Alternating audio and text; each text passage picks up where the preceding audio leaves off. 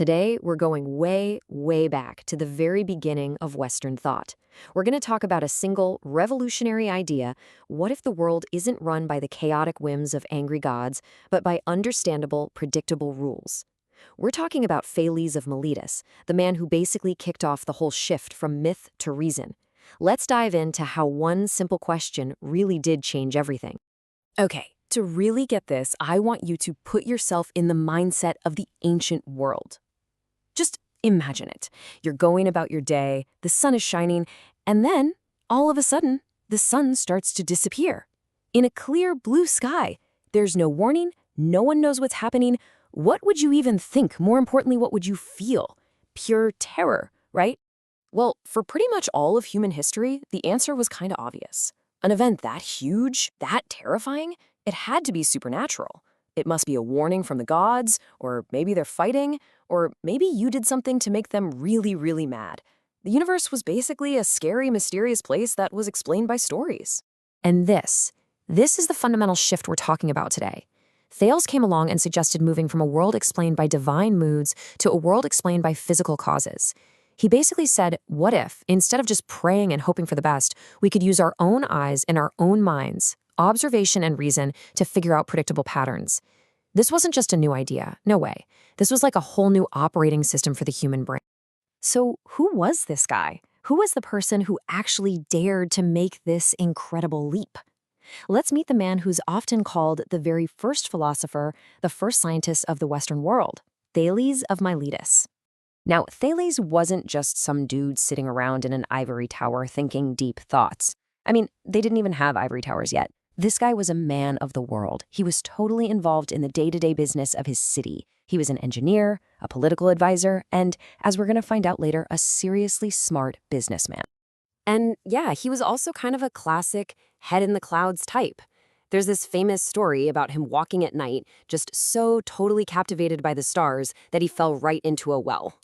And of course, people made fun of him, for being so obsessed with the heavens, he couldn't see what was right in front of his own feet. It's a funny story, but it perfectly captures this tension between his practical life and this brand new revolutionary curiosity he had.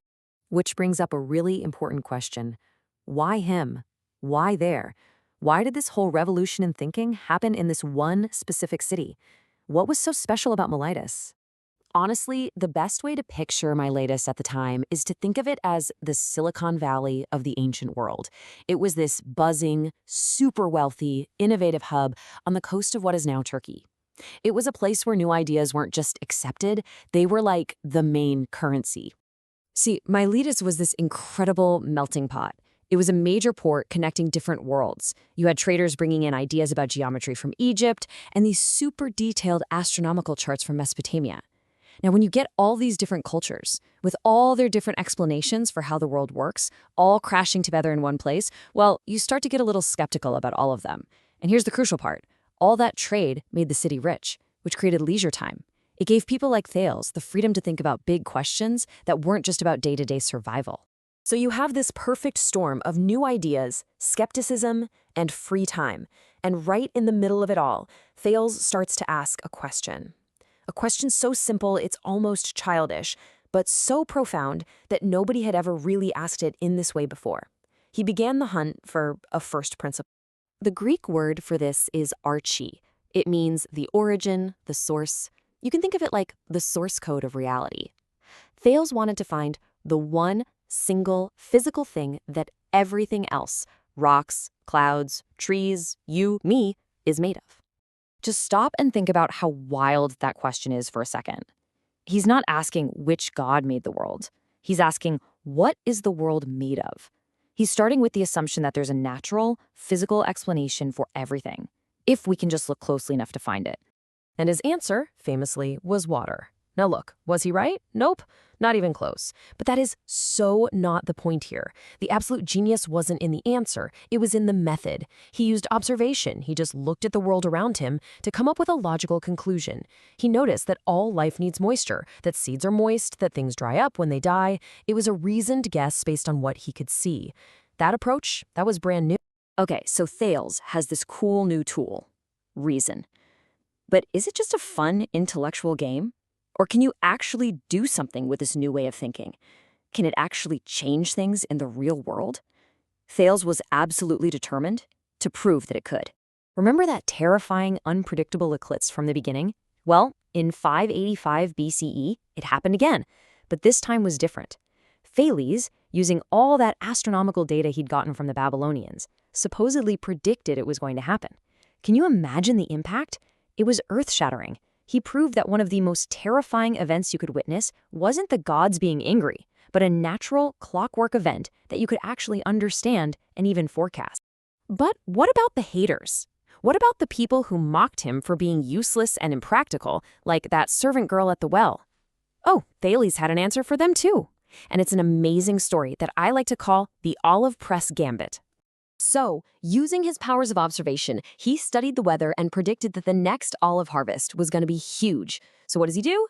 In the middle of winter, when nobody needs them, he goes and puts a deposit down on every single olive press in the area for cheap. Then, just as he predicted, this massive harvest comes in, everybody is desperate for a press, and guess who controls the entire market?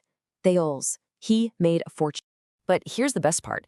He didn't do it for the money. He did it to prove a point. He wanted to show everyone that the mind of a philosopher, a mind that's trained to observe and reason, is actually incredibly practical and powerful. But he also showed that a true philosopher's goals are just a little bit bigger than getting rich. So when you boil it all down, Thales' legacy isn't his specific answers. It's not about water being the source of everything or cornering the market on olive presses.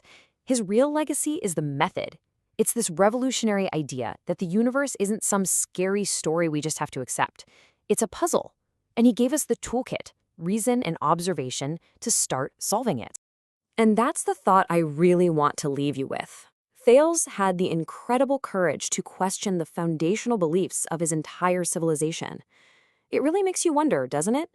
What are the things that we believe today are completely, 100% unquestionably true that maybe a future generation will look back on as just another myth, waiting for someone to ask a new and better question?